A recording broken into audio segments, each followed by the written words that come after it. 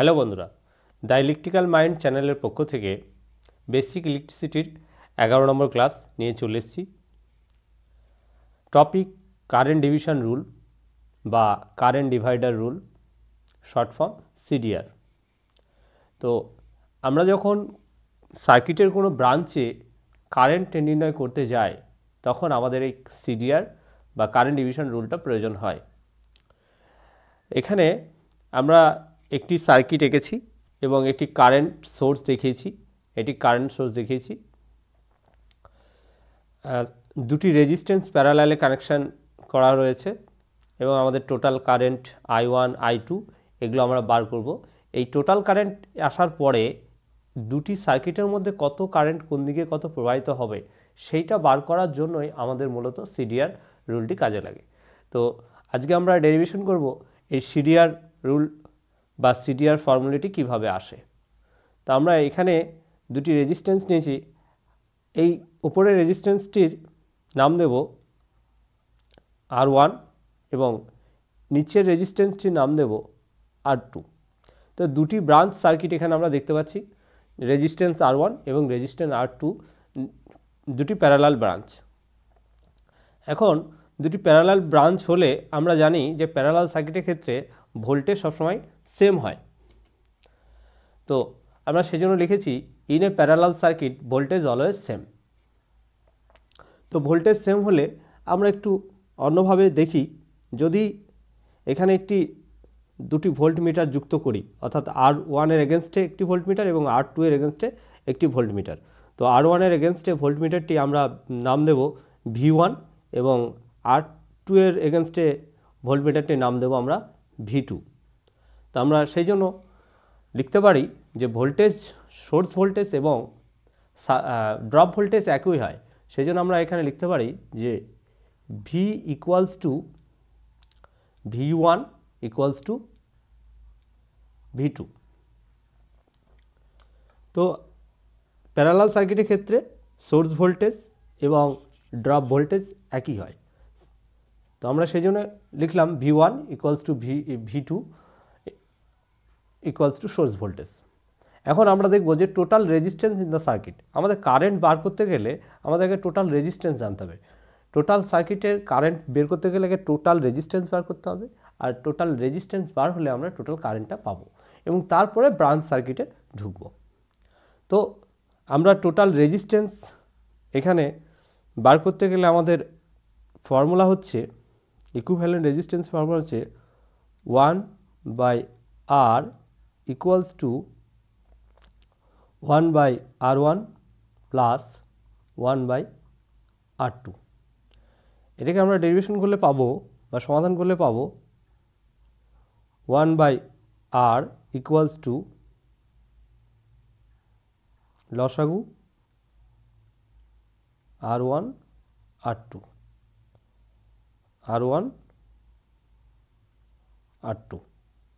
অর্থাৎ আমরা পাবো R1 প্লাস R2। একটু সাজিয়ে লিখলাম।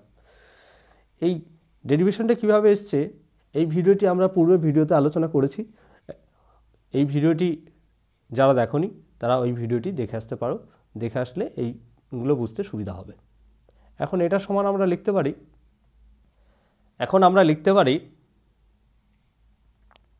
উল্টে দিলে R equals to R1 into R2 by R1 plus R2। এইটা আমরা নাম দিলাম ইকুয়েশন নাম্বার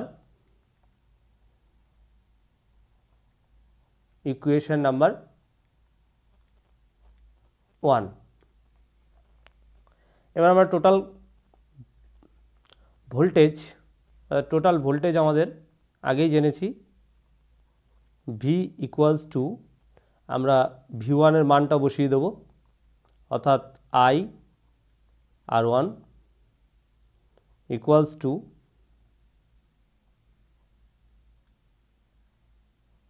I/R2। এটার নাম দেবো আমরা, এই ইকুয়েশনটার নাম দেবো আমরা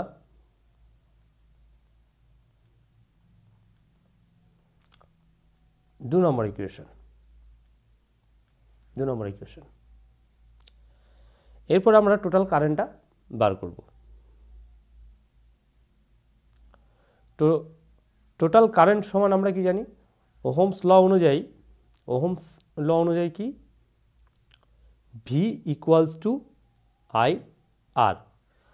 আই বার করতে গেলে আমাদের কি করতে হবে, টোটাল কারেন্ট অর্থাৎ আই টি ইকুয়ালস টু আমরা লিখতে পারি ভি বাই আর টি। আমরা এইখানে যে ইকুয়েশন নাম্বার 1 দিয়েছি, এইটা আমরা আর টিও ইকুইভ্যালেন্ট অথবা আর টিও বলতে পারি। তো আমরা আর টি দিয়ে দিলাম। এইবার আমরা এটাকে যদি মানগুলো বসাই, ভ্যালুগুলো ফুট করি, তাহলে আমরা এইভাবে লিখতে পারবো I T equals to V by R one into R two by R one plus R two. এটাকে যদি আমরা সমাধান করে নিই, তাহলে আমরা পাবো এরকম I T equals to V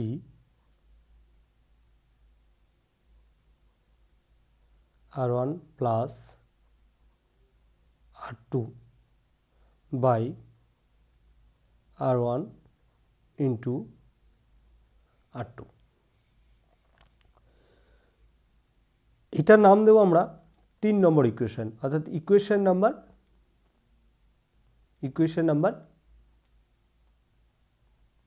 3।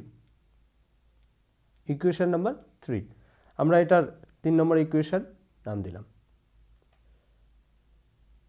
আমরা পরে চলে যাব, যদি 3 নম্বর ইকুয়েশনে আমরা 2 নম্বর ভ্যালুটিকে পুট করি, তাহলে সমীকরণটি কেমন দেখতে লাগবে।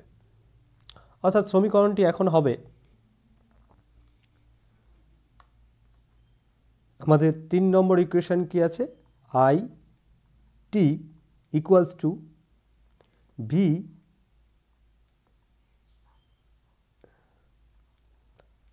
আর one plus R two by R one into R two. 3 নম্বর ইকুয়েশনে আমরা যদি 2 নম্বর ইকুয়েশনটা ভ্যালু পুট করি, তাহলে আমরা পাবো, ঠিক দেখতে এরকম লাগবে। পরের স্টেপটি এরকম হবে, I T equals to V এর মান, অর্থাৎ আমরা যদি এই ব্রাঞ্চের কথা ভাবি, আর ওয়ান ব্রাঞ্চের মান বসাই, তাহলে আর ওয়ান ব্রাঞ্চের মান বসালে ভি এর মান, অর্থাৎ যেহেতু সাপ্লাই ভোল্টেজ আর রেজিস্ট্যান্সের ড্রপ ভোল্টেজ একই, সেই জন্য আমরা এখানে লিখতে পারি এই সার্কিটে কত কারেন্ট প্রবাহিত হবে।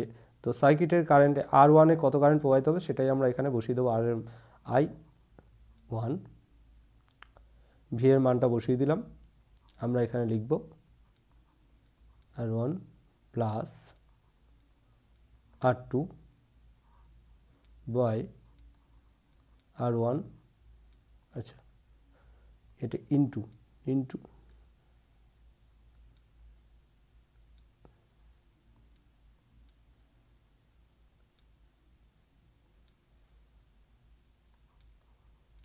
আর two.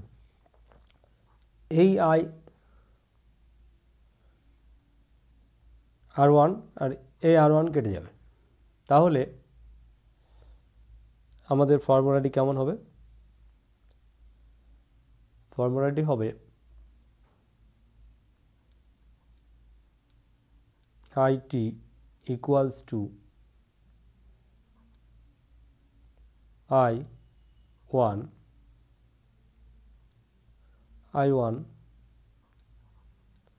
R one plus R two by R two. এবার যদি আমরা আই ওয়ানের মান বের করতে চাই, তাহলে কি করব, তাহলে আমরা এই দুটোকে বর্গগুণ করব। আমরা লিখব I1 plus R1 plus R2 equals to IT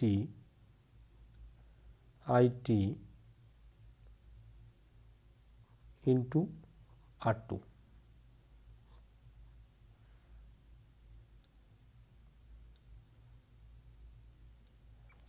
এইবার আমরা পরের লাইন যদি সমাধান করি তাহলে I1 ইকুয়ালস টু IT গুণিতক R2 R1 প্লাস R2। অর্থাৎ I1 এর কারেন্ট বের করতে গেলে, অর্থাৎ এই I1 ব্রাঞ্চের কারেন্ট, এই ব্রাঞ্চে কত কারেন্ট প্রবাহিত হবে সেটা বের করতে গেলে আমাদের এই ফর্মুলাটি কাজে লাগবে। তাহলে ফর্মুলাটি আমাদের ডেরিভেশন করে বেরোলো কি, তাহলে আমাদের ফর্মুলাটি কি বেরোলো, ফর্মুলাটি বেরোলো এটা।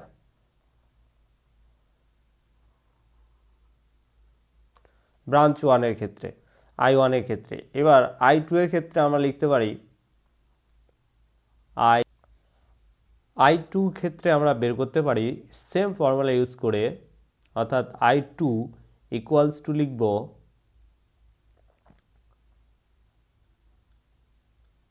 IT into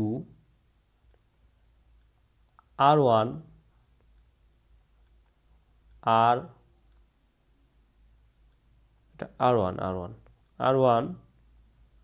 R1 plus R2। এই ফর্মুলা ইউজ করলে আমরা সেকেন্ড ব্রাঞ্চের ক্ষেত্রে পাবো। এছাড়াও আমরা এটিকে অন্যভাবে লিখতে পারি, এটাকে লিখতে পারি I1 এর ক্ষেত্রে যদি আমরা লিখি যে I1 equals to IT into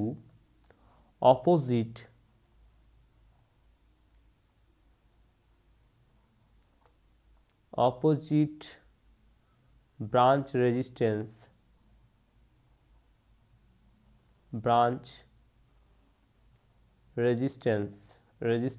by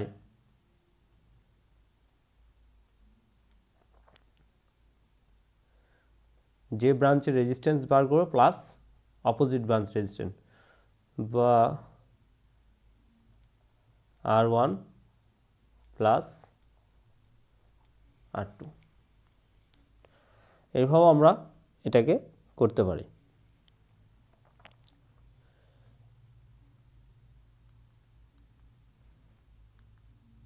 এরপরে আমরা অন্যভাবে এটাকে করতে পারি।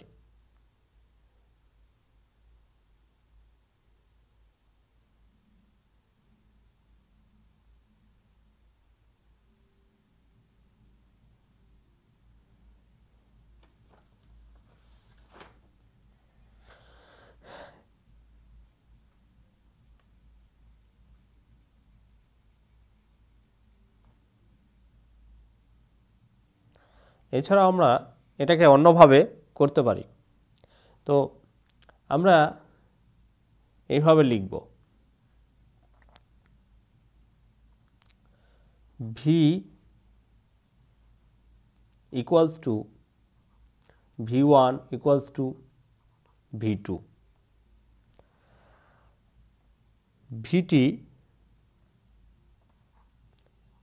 VT equals to I into R equivalent। তো R equivalent সমান সমান আমরা বলতে পারি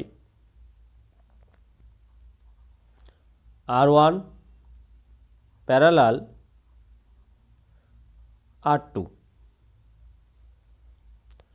তো R ইকুইভ্যালেন্ট সমান সমান লিখতে পারি R1 প্যারালাল R2। এটাকে যদি আমরা লিখি, আমরা জানি যে এটাকে সমাধান করলে এভাবে হয়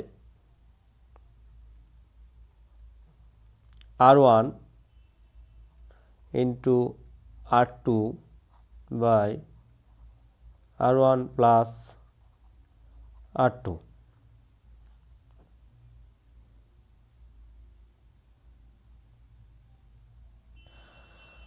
এবার আমরা V1 এর ক্ষেত্রে দেখি, V1 ইকুয়ালস টু আমরা বলতে পারি কি VT, অর্থাৎ এই ভোল্টেজটা এবং R1 এর এগেনস্টে যে ভোল্টেজ এবং R2 এর এগেনস্টে যে ভোল্টেজ, দুটো সেম ভোল্টেজ, সেই জন্য আমরা লিখতে পারি V1 ইকুয়ালস টু VT। আর VT ইকুয়ালস টু আমরা লিখতে পারি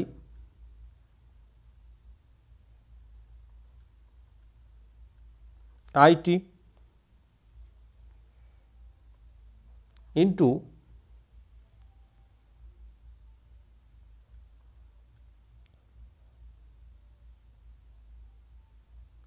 R1 into R2 by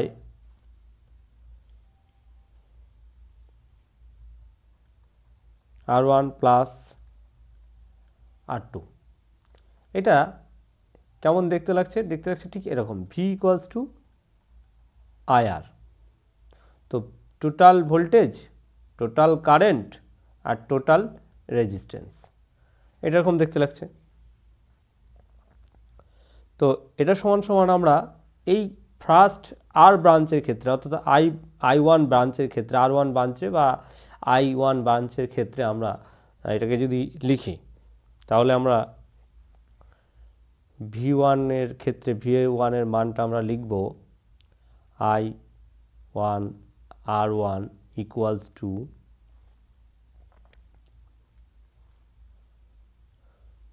total current into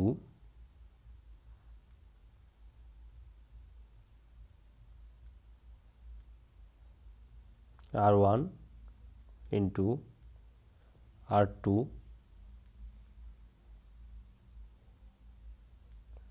R1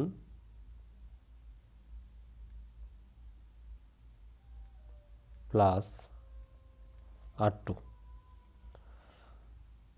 এই R1 আর এই R1 কেটে যাবে, তাহলে আমরা লিখতে পারি I1 ইকুয়ালস টু IT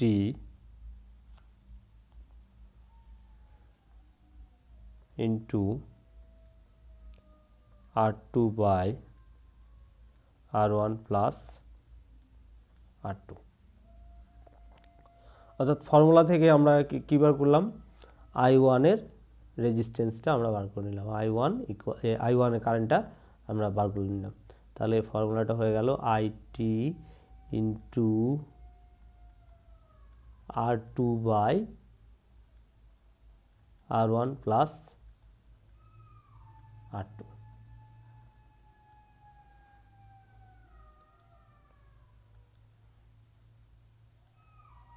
আমাদের সূত্রটা এভাবেও ডেরিভেশন করা যায়। তাহলে এটা আমাদের I1 এর সূত্র, অর্থাৎ কারেন্ট ডিভাইডেড রুল বা কারেন্ট ডিভিশন রুল বা CDR যাই বলি না কেন, তো আমাদের সূত্রটা ডেরিভেশনটা এইভাবে আসে। দুভাবে আমি দেখিয়ে দিলাম, কিন্তু এখানে কয়েকটি শর্ত আছে। শর্তটি হচ্ছে এটি কেবলমাত্র দুটি ব্রাঞ্চের ক্ষেত্রেই প্রযোজ্য,